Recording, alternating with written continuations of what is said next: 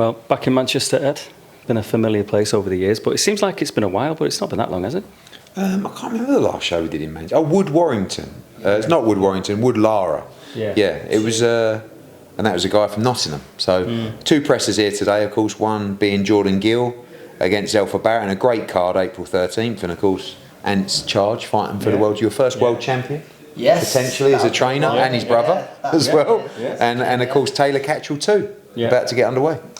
Yeah, busy day. I mean, the main thing, obviously, first things first, if you like, is the Gill and Barrett one. I mean, obviously, Ant knows both fellas very well, but you've done lots of work with Zelfa over the years, haven't you? And it's a really interesting one, that. Yeah, really good 50-50. Like, both guys who could forge an argument for fighting for the world title next. Zelfa had a great fight with Rakimov, come back with 2 wins.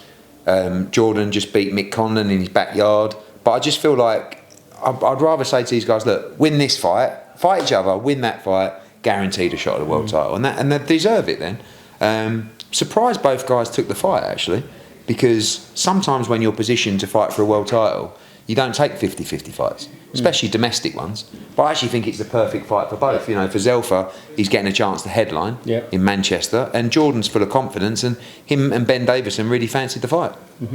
I say it's a fantastic fight, and in your words, sometimes it's a bit trader, but I think it's an unbelievable fight. When someone says it's a bit tradey, what that means is it's a really good fight. Do you know what I mean? But they haven't got the profile of Taylor Catterall or AJ or Conor Ben or these kind of guys. This is the kind of fight I know we speak about a lot, where Zelfa comes through this being the Manchester lad. That arena, it might start opening. I reckon we'll have, I don't know, 4,000 or 5,000 for that card. You've been there yourself, course, really. Like, I always keep talking about the John Murray fight was the one that just turned the switch a little bit, where all of a sudden, then you go and fight Darlis Perez, and you do 7, 8, and it's Linares, and it's just that's the game. And if Zelfa can win in a big fight, I think he can build something in Manchester. And if Jordan wins, he's going to get a shot at the world title. Yeah, and you mentioned the undercard. I mean, obviously, Rhiannon Dixon with the world title fight, Ellie Scotney. There's a couple of world title fights on there as well. I mean, how do you kind of look at the progress of those 2 girls? Ellie with the seasoned background, if you like, and Rhiannon from nowhere. Ellie's really difficult to beat. And I think she's got the technical ability to be undisputed. And I think that will come very soon for a good fight against the French champion, the WBO world champion.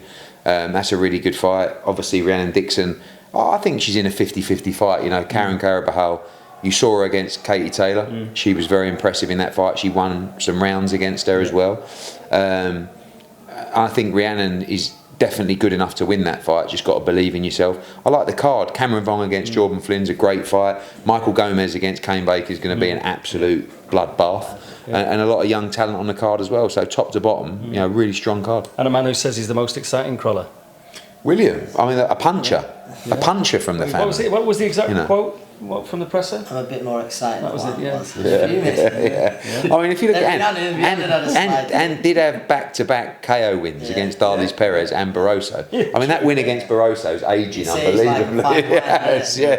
I mean, it aged well after he beat. Obviously he beat Croller. He beat Mitchell. And then you knocked him out, but then since then he really he's on his way to beating Rowley, knocked out O'Hara Davis in a round, and now he's only 63. Because when you beat him, I think he was 51. 47. So I think Will will deal with his own pressure, though. I think Will's really excited. I like confidence.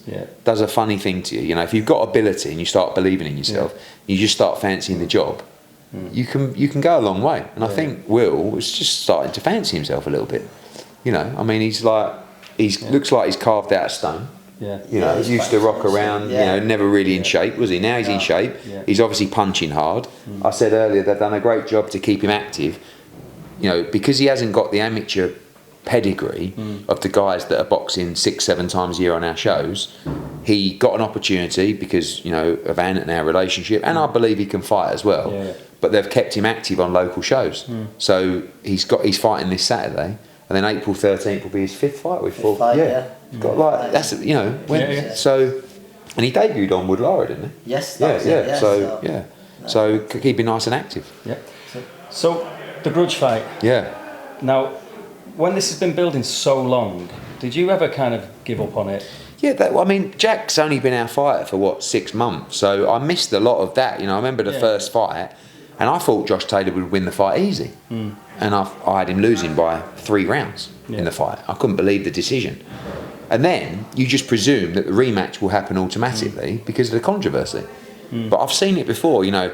Someone was talking earlier about Froch Groves. It reminds me a lot about that because it was a mandatory challenger who Josh had achieved all this, you know, undisputed and everything. And then Jack came in and started piping up. And then Josh was like, who are you? Like, I'm Josh Taylor. I'm undisputed. And that was the same with Carl. And then Jack puts in a great performance. And then you've got the controversy.